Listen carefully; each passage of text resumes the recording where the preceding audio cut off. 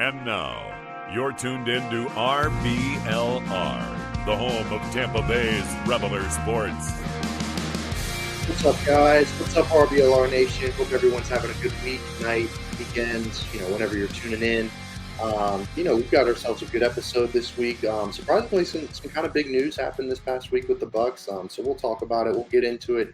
But I can't go any further without introducing my wonderful co-host. Just me and Musab tonight. Musab Tariq, say hello to everyone. What's going on, RBLR Nation, ladies and gentlemen, fans? It's nothing but a pleasure to be back here. And as you mentioned right now, Carter, I feel like, during this offseason, there's always something, right before the week starts or something that, we're always happy to talk about, the big news updates. I feel like the Buccaneers are still making some moves right before the draft. So I look forward to talking about that, and also look forward to talking about the rest of the offseason as to what we're looking at. Indeed, yeah. I mean, there's still moves to be made, things to be done. The roster's still not complete. So there's definitely a lot to talk about, a lot to be discussed. We'll get right into it. We'll start with the most recent news was the free agent signing of offensive lineman Matt Feeler. I believe that's how you pronounce it. He played as with the Chargers last season. He was their left guard. So just a solid veteran offensive lineman presence to bring in to kind of fill out that part of the offense. Definitely needed. The offensive line was probably the worst group last year, given they lost Jensen and they had some inconsistencies from the second round guy Luke Gadecki. But hopefully this guy can be a bit of a veteran, solid, solidifying presence on the offensive line. So thinking about that, now the Bucs theoretically have 5 starting offensive linemen. Given it requires Gadecki to move to right tackle and Wirfs to move to left tackle, and then they'll have Hainsey at right or left guard, and this new guy, Mr. Filer, at the other guard position. So, how would you feel, Musab, about that starting offensive line moving forward, starting the season, or do you still think offensive line is definitely going to be need to address in the NFL draft? Well, I'll tell you this, with this signing, I think that it takes a little bit more pressure off the draft. I do value the experience. He was a Steelers starter a couple of years ago. Mhm. Seems to me like he's, like a kind of a quality depth piece. Yeah, as you would say, possible starter. And as well, more importantly, when we're talking about the money, it's, we got him on a budget as well. So I do still think that, we still should look into it, but I think that this definitely takes us down a little bit down on the priority list. What makes this offseason so interesting is that, you and me and Zach, discussed, our priorities before the whole offseason. And I feel like it's shifted a little. Don't you think so?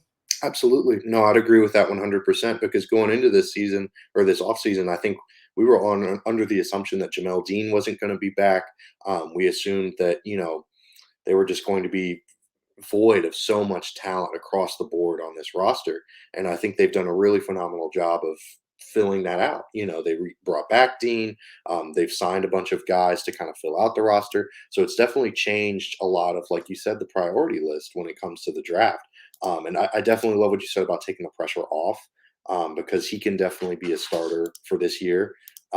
He can definitely just fill that need for a season. He's not a long-term solution though.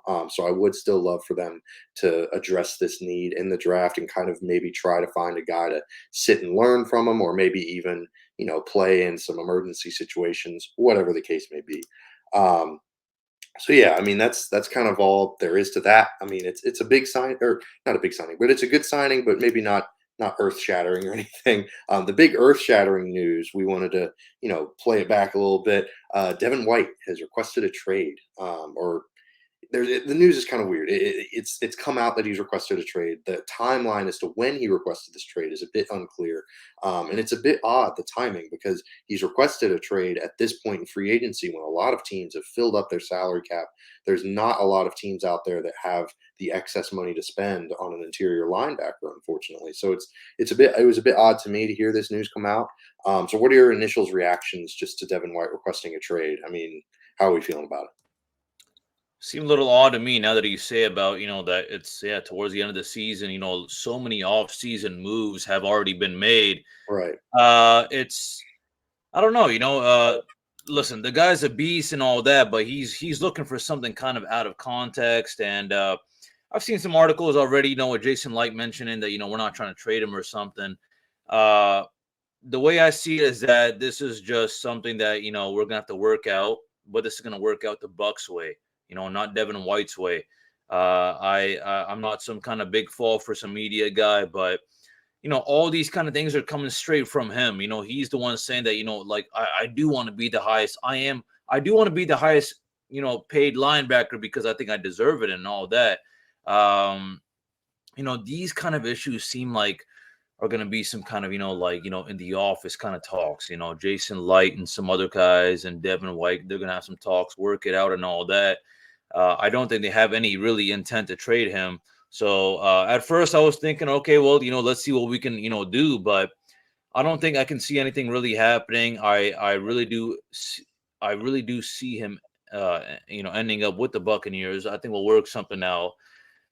It's just an ugly kind of stage right now. I think maybe as we get closer to the draft and maybe we make some more moves, I don't know how much or how many moves we'll really make. But all I have to say is, I mean, it's kind of I don't know, kind of a drama queen kind of move, Like, listen, I love Devin White and all that, but this just seems really odd to me. What do you think? No, it was very strange. Definitely a kind of a gossipy, dramatic move. I definitely agree. And like you mentioned, it's so late in the off season, and Jason Light has come out and said that they don't have any intentions of trading him. So yeah, I don't know what to make of it. It's very odd. He's due to make 11 million this year. He's on the last year of his deal. All of this is stemming from the lack of contract extension movement, I guess. They haven't been able to come to an agreement on an extension. So I guess that's why, this trade request has come about. But I don't know. It's just like I said, it's very weird because, like you mentioned, he wants to be paid like one of the top linebackers in the NFL, and he's certainly a good one. But I don't know. I don't know if he's up there. I No, mean, I don't buy it either. right. I mean, he's not even really the best linebacker on the Bucs. So I don't know. It's difficult. It's difficult. I feel like I feel like he thinks that he's still like, during that little post-COVID year, when they won the Right. Super Bowl. I mean, Mhm. he balled out that season, but in 100%. reality, most of the time, aka this last season or so, he didn't ball out like that. So that's where I'm a little confused. Absolutely. Yeah, I totally agree. I mean, it's just like you said, the timing of it's so weird. I mean, seemed to kind of struggle last year. He was dealing with some off the field stuff. I believe a family member passed away, so it's certainly difficult. But it's also just yeah, it's all very strange. But I mean, we've seen it with other positions. Guys will hold out. They want a contract extension because if they don't hold out, they play. And then I think we saw it with Earl Thomas with the Seahawks. He played on a 1 year deal and he got injured, and it was a career, not a career, a season-ending injury. It really reduced his ability to get a long-term deal in free agency. So that could very well happen. So what do you think about if Devin White does decide to sit out and just sit out and wait for a new contract?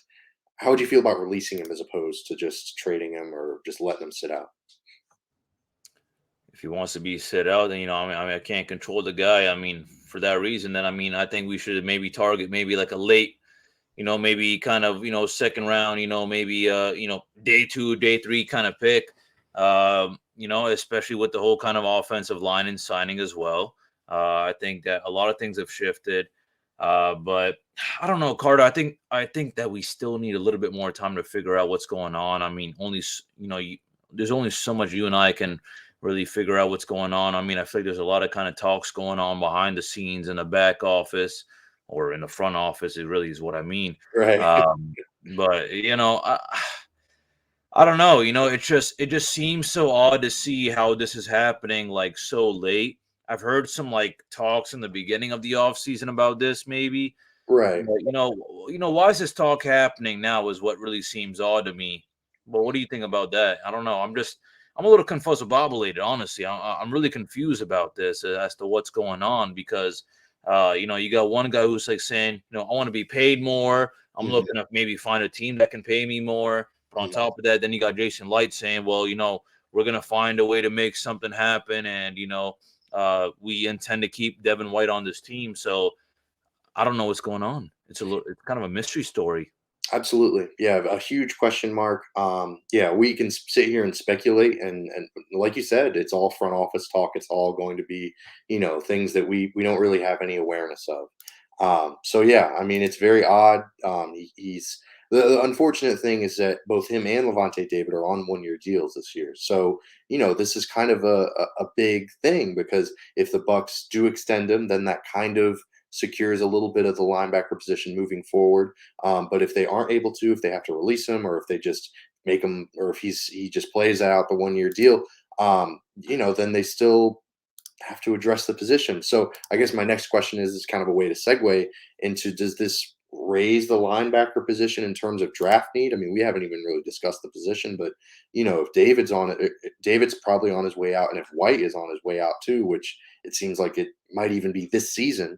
How do you feel about the linebacker position being addressed in the draft? I think it's something we should definitely look forward to. I think so because during this whole off season, I'm hearing I'm hearing a lot of 1 year signings. Absolutely. So it's like, all right, it's like, fine, all right, this upcoming year, let's see how we ball out. But I got no idea about the future. As a Yeah. Buccaneers fan, I also want to think about, how are you going to be doing these next couple of years? Fine. Mhm. I'm not talking about 5, 10 years, but these next couple of years.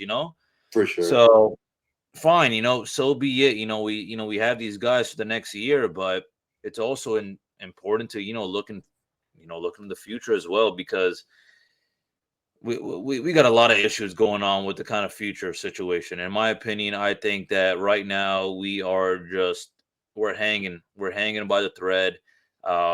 We're just trying to work out something, and it's fine this year. You know what I'm saying, when it comes to the whole money aspect, cap space, and what we can do to the best of our ability is fine. I am satisfied, I guess, but the way we are approaching this off season gives me no kind of vibe that it's something long term. These are all kind of short term situations, which is fine. But then again, it's not fine because I'm trying to wonder, well, what are we going to do the next season? Are we just Right. going to be talking about these things off season by off season? Yeah, I mean, it's difficult. All these feel like band-aid solutions. They're all just kind of temporary fixes. They're not really going to be here for more than just the year that they've signed a contract for. So, it's a lot of guys like that they've brought in and signed. So kind of speaking in that same ilk, I mean, maybe the Bucks they draft a linebacker in the third or fourth round, maybe see the guy as a future starter, but they still, let's say they release Devin White, they still need a guy to line up next to David. So how would you feel about bringing in maybe another veteran in the linebacker position? I mean, are there any guys that some guys come to mind for me, like Deion Jones or Miles Jack, but a good potential reunion, Quan Alexander. I mean, he'd be kind of fun to bring back. How would you feel about bringing in a veteran presence to kind of fill the Devin White gap temporarily? Well, I'll tell you this. I mean, hopefully they're going to be cheap, and Right. Yeah. if the Bucks office approves, this kind of cheap, then I'll take it. Out of all these guys, I'm gonna take Miles Jack that you mentioned. Yeah. Miles. I think that maybe something works out. I feel like he kind of needs a little bit of a kind of reboost. Maybe tries a little bit of a different vibe. I think maybe he's works something out with Bulls and the rest of the Bucks, and shows us maybe he was a steal for that kind of cheap price. But we'll see how it goes. That's just my thoughts if that's what's going to happen, but that's about it. Yeah, I love Miles Jack's the best player out of that list, kind of without a doubt. So yeah, I mean, all those guys are kind of in that weird. They're still kind of young, but not really very young. So they could all kind of come here on prove it deals and just kind of get nothing but playing time. They could just say, all right, well, if I want a maybe 2 or 3 year deal next off season because they're not getting it this off season, this late in the game, they're likely only going to get a veteran minimum anyways. So that would be an ideal situation, especially because, releasing Devin White, it's difficult. You're moving on from a team captain, someone who's been here their whole career, and he's a really solid player. But at the same time, he's $11 million, and he's a second middle linebacker. I mean, that's a lot of money to be invested into a position on a team that's kind of in a pseudo rebuilding mode, whatever you want to call it. It's a lot of money to be invested in that position. So yeah, definitely some interesting things to think about. So I mean, I guess kind of taking a big picture, because we've been talking a lot about specifics to start the episode, but taking more of a big picture view, looking at this offseason, going into it, expectations versus how it's kind of turned out, because we're kind of finishing up the free agency trades and all that stuff. I mean, Aaron Rodgers and Lamar are still in flux, but how would you grade this offseason so far? I mean, how do you feel about it? Um, just overall, and also, are you surprised or pleasantly surprised or kind of disappointed by it? So what are your overall vibes? I know that was kind of a convoluted question. I'm satisfied by it. I'm satisfied by it, but again, a lot of these kind of solutions that have been found during this off season seem a little too short-term termy. So I'll be happy, as ever, during this off season, just seeing, what our Buccaneers can do. But we're just gonna run it back next off season. We're gonna go through a lot of changes as well. This is going to be a hot take, but I think that our Buccaneers are down for a lot of changes these next 2 years, this upcoming year and the year following that. I really do think so. Not for good reasons or bad reasons, just because I don't know how we're working things out, but we'll see where we stand. Maybe that's what it is. As of right now, I'll say, what, I'm satisfied, but depending on how our Buccaneers actually perform, I mean, certain guys want to go away. They want to get traded. They're not happy or whatever. They're not getting the recognition. Maybe they think that they're better off going to some other team. So I think there was some really good moves made by Jason Light and the rest of the front office staff. But I'm just gonna kind of leave it at that. As just I'm satisfied. They made some really good moves, but short term. For sure. Yeah, I think all of these moves this offseason, I think we were all expecting. I mean, I think the general consensus was that this is going to be a rebuilding year, maybe play for Caleb Williams. But they've very much come in and kind of established themselves. Hey, we're still in one of the worst divisions in football. The Bucs are not going anywhere. They're still going to be a pretty competitive football team in the context of the NFC South. So, like you said, they're temporary. They're very much band-aid solutions, but you got to take advantage of the fact that the Bucs have not had a lot of success in the history of their franchise. They just won back-to-back division titles for the first time in franchise history. They have a chance to make it 3 in a row. So why not go for it? Because realistically speaking, they tank and they go, they do really poorly, and maybe they get the first overall pick and get Caleb Williams, but that's, I don't really see that as the vibe of this team. They're definitely not going for that. They're definitely trying to be competitive this year, and I'm really excited for it. I would give this offseason a B plus. I think it was a pretty solid offseason, given the cap constraints that they were faced with, and just given everything that they had to deal with Brady retiring, and Leonard Fournette being one in release, and now Devin White demanding trade. It's a lot of tumultuous stuff going on, but I think they've come through pretty strong, and they've got a pretty solid roster. And depending on what happens with the draft, they could even be better. So yeah, we'll definitely have to see how the draft plays out. But speaking of the draft, now that they're kind of making all these signings, they've kind of filled all the needs, even if they're temporary. They've moved a lot of these positions down in terms of need. So do you think this really sets them up? Because there's a lot of rumors flying around with the quarterback position in the first round. Do you think this sets them up for maybe a possibility that they really do go quarterback first round? I don't think so.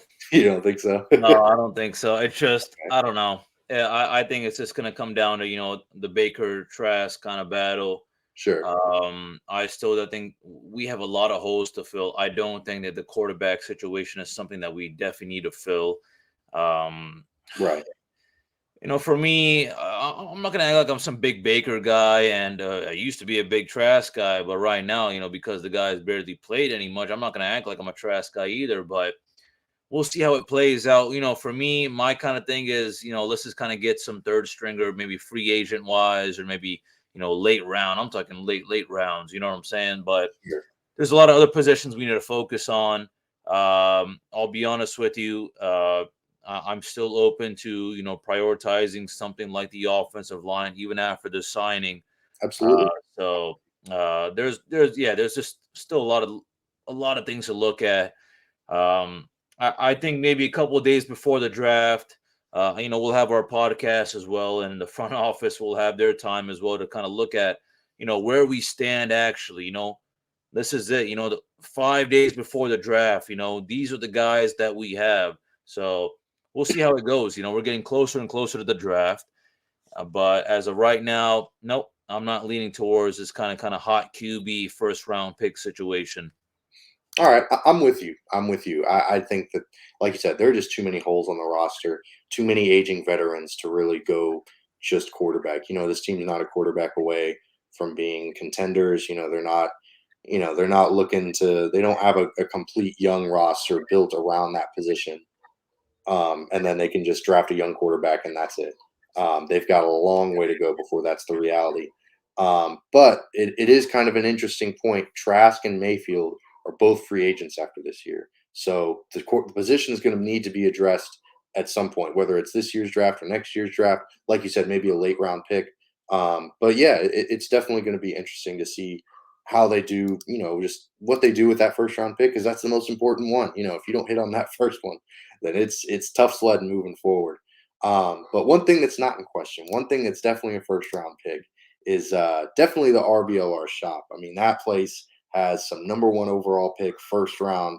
You don't even need to worry about it type stuff. You looking for some threads to wear on draft night. Everyone loves to dress up for draft night. Have a live showing at their house or whatever. We got some Bucs gear for that. The Rays, they're playing for history tonight. They're trying to go for 14-0. So maybe you're looking for some Rays gear. We also got a Rowdies party coming up, so you're looking for some Rowdies gear. Definitely check that out. Or Lightning. The playoffs are starting. It's a big time in Tampa Bay to be a sports fan. So definitely check it out. Shop.rblrsports.com. Use the promo code Cannons, CANNONS, and get 10% off your order. So yeah, that's our shameless little shop plug there. But now we are going to transition into for me, the fun part of the episode, the really fun part, talking about prospects, talking about draft prospects. This week, we're focusing on the offensive line position. It is like we've been talking about. I mean, we started the episode talking about a new free agent signing, but it's still a big need. Like you said, Musab, this roster is still light, especially in the offensive line. So we'll just get right into it. The first or second round guy, who you got, Musab? Who you think the Bucs could maybe target in the first or second round? It's tough. I feel that these kind of positions I lack a little bit kind of knowledge, and I try to find it so far. I watched some tape on this guy. I was looking at the top 10, and I like this guy a lot. Obviously he has his weaknesses, which I will elaborate on, of course. But I'm looking at DeJuan Jones from Ohio State University, and I'll tell you why. This guy's a big dog. He's physical. I'm talking. When it comes to physicality, he gets real rough with you, man. I saw it on the tape. He grabs onto you. He latches onto you. Mm-hmm. I get DeMar Dotson vibes. You know what I'm saying? This guy's a big dog, 6'8", like 375. Right. Gets real physical. I think he's done phenomenal in college, but what I'm curious to see is, how he goes against these big guys in the NFL. You know what I'm saying? It's one thing to be, an 18, 19-year-old, 20-year-old kind of lineman like that, but now you're going against 30-year-olds who are being paid to run over you. So he's got some sheer size and strength, and I want to see how he lines up with the big guys. But one thing I feel that, those kind of guys do lack is the shiftiness and the ability to stop those kind of quick, aggressive, shifty edge rushers. You know what I'm saying? So that's my only worry, but I feel very confident for him. And I'll tell you this, I think that he's going to do great things on whatever team he is on. But what about you? Who's your guy? My guy is Broderick Jones out of Georgia. He's a Georgia guy. Like, you hear it all the time. They've won back-to-back national championships for a reason. They just have nothing but talent all over the roster, and he's part of it. He's just a ridiculous athlete for his size. Just a big dude, super strong. Definitely, a bit unrefined. He could definitely use some work with his technique and stuff like that. But he could definitely be kind of a bookend tackle along with Tristan Wirfs, because he was primarily a left tackle at Georgia, which I think is interesting. But talking about your guy, DeJuan Jones, I was a big fan of his as well, looking at his tape, looking at his scouting reports and stuff. But yeah, like you mentioned, definitely tough being a tackle and maybe being that big because maybe you don't keep up with the edge rushers that much. But I just wanted to hear your thoughts because he started primarily at right tackle. So are you fairly confident in him starting at right tackle and moving Wirfs to left tackle if they do go his way? It's gonna be tough. It's gonna be tough, but I'm hoping that these kind of guys. I'm hoping that they're able to adjust. Mhm, I think that he's a little bit more versatile, being that he's already up there in the first 1 or 2 rounds. for sure. What I'm looking at right now is listen, if he doesn't take Tristan Wirf's spot, which I wouldn't be surprised, I'm hoping he can kind of adjust to a different kind of position or on the other side. Right. Um, it's going to be a reach, and now that I think about it, especially with the signing, it's something to think about, of course, deeply. Being that he is going to be at the right tackle position, but um, I don't know. I saw his tape. I think he's phenomenal. I think he's more of a project. More than anything.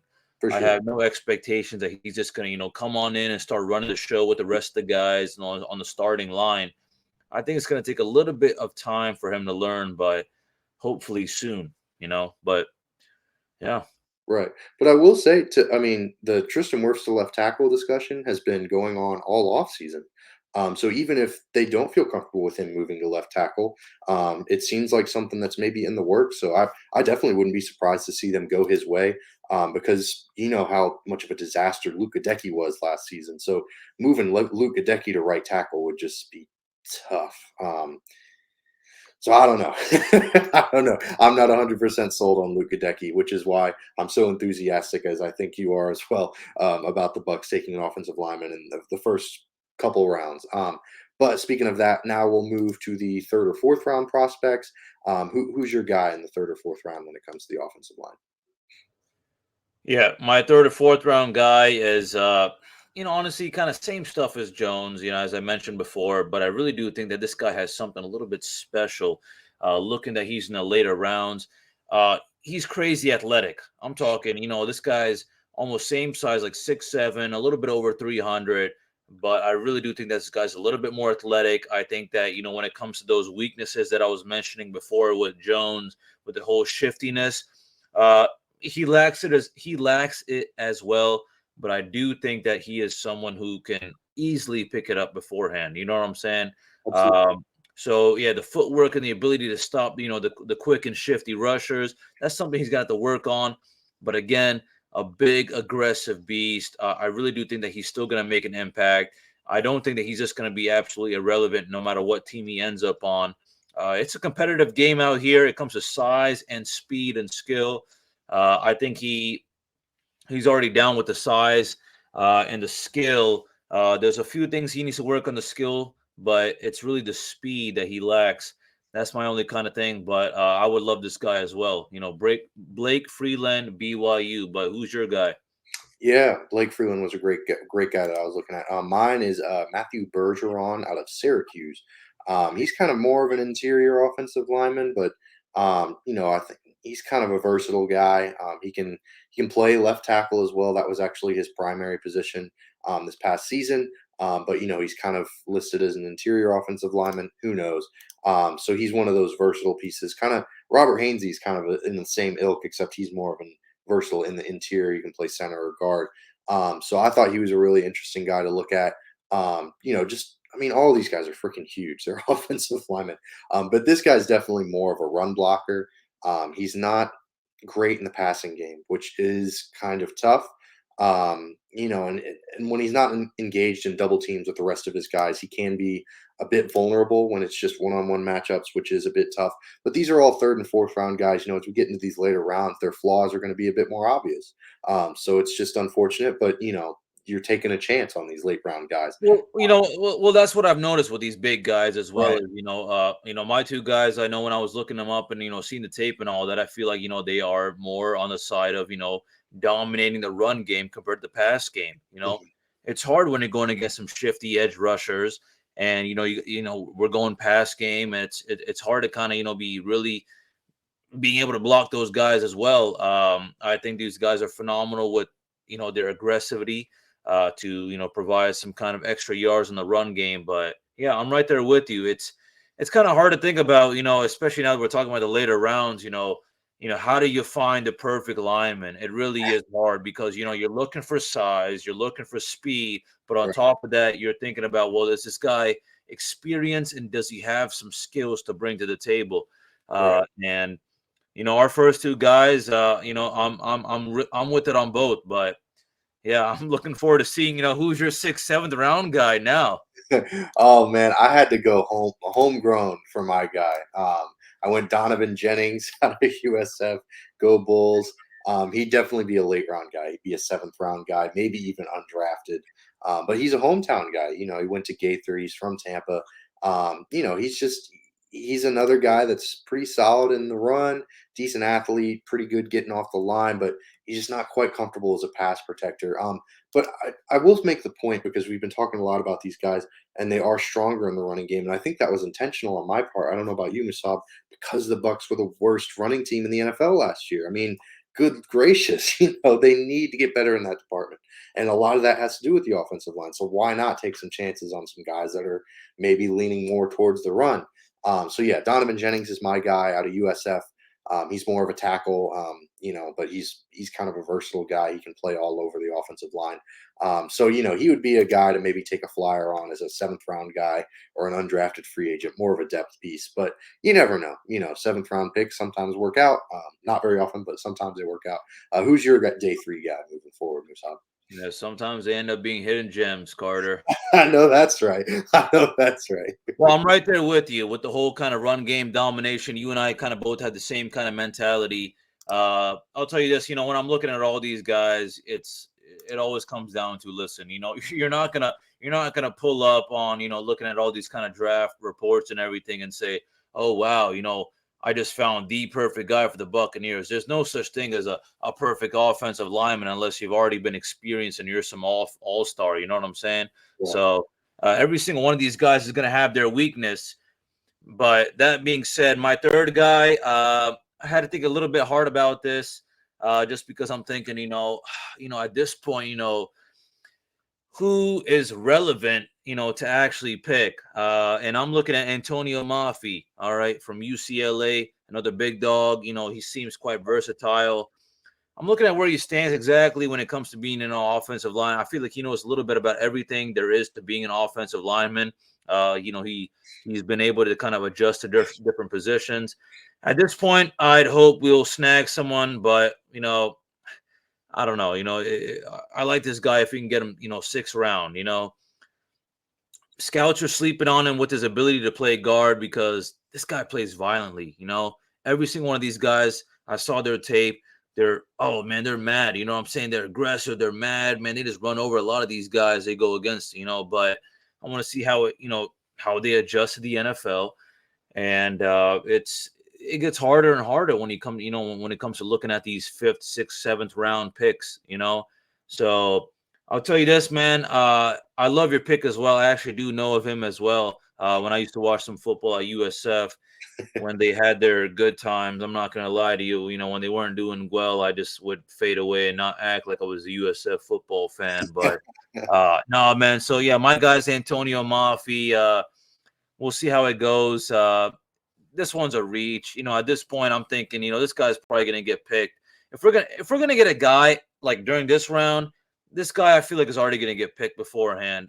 I'd be happy to get this guy if we do, but a little bit more of a reach if I'm thinking sixth, seventh round. This guy is looking at fifth, sixth round, but the draft is an interesting thing. You think a guy, first round will get picked in first round, but he end up picked in the early second round. So you never know. Yeah, absolutely. I mean, the NFL draft is always a crapshoot. Like we can all sit here talk until our faces turn blue, just be yapping away, and then of course, this guy Antonio Mafi will go undrafted, or Broderick Jones will go in the fifth round, and it's just crazy things happen in the NFL draft. But with all that being said,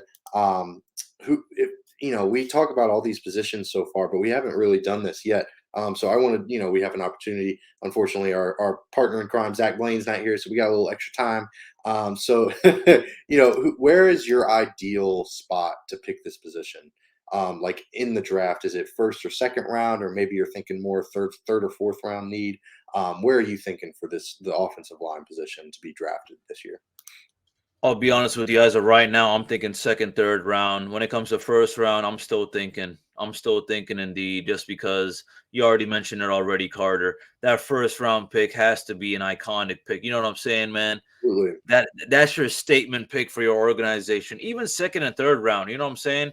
You're obviously wanting to have a whole, great draft grade overall, but can you just imagine all those Buccaneers fans waiting and waiting, and when it finally comes for our pick, oh man, everyone's on the edge of their seats. You're just praying to God, you know what I'm saying, that you're getting the right guys. So as of right now, with the guys that we had, and especially with the recent signing, I think that this is not something that we need to say, oh, we're going still, first round. Of course not. We find a special guy in the second round. I say, all right, maybe, we think about it. Third round, I'm like, all right, this is kind of my round. I'm thinking third round, second reach, or second round is a reach, but that's about it. Fourth round and fifth round, I'm thinking, nah, at that point, I'm like, all right, you know what? If so, you better be sure you find a hidden gem. But that's where I stand. What about you? For sure. I don't know. I'm a little bit more leaning towards the first round. I don't know. Maybe it's I don't know. I love often having a good offensive line. I feel like all the best teams in the NFL have a really good offensive line. The Eagles made it to the Super Bowl this past year. The Eagles in Kansas City had two of the best offensive lines in the NFL, and they were a big reason why they made it so far. So I think it's really important. I don't really think that it gets talked about enough. I think a lot of teams kind of overlook it because they want to make the big splash picks. Draft the best wide receiver, or draft a quarterback, or draft a skill position, whatever. But I think it's really, really important. But I also totally understand like what you're saying for sure. I mean, the recent signings have definitely made this not as, oh man, we really got to go first round offensive line. It's not white knuckling it, hoping that a good tackle falls our way or falls the Bucs way. So I do think that they have a bit more room to maybe, oh well, the right guy isn't here in the first round. Let's go elsewhere. That would certainly be acceptable, but definitely first or second or third round. If they aren't going first, second, or third round offensive line, I would be pretty surprised and I would be a bit disappointed, to be quite honest. But hopefully they don't do that. Hopefully they don't just wait until the fifth or sixth or seventh round, or draft a kicker in the second round like they have done in the past. That would be brutal to watch.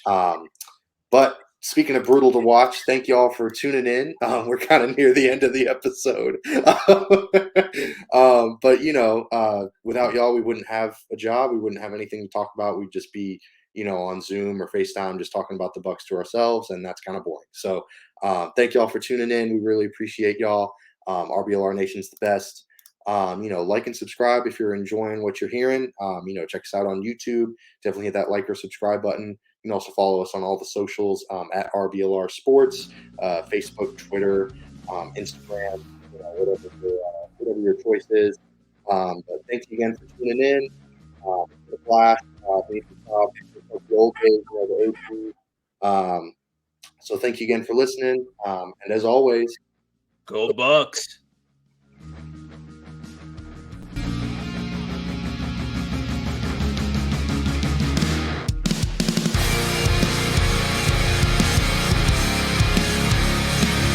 Thank you for tuning into this presentation by RBLR Sports. On your way out of the stadium, please remember to like and subscribe.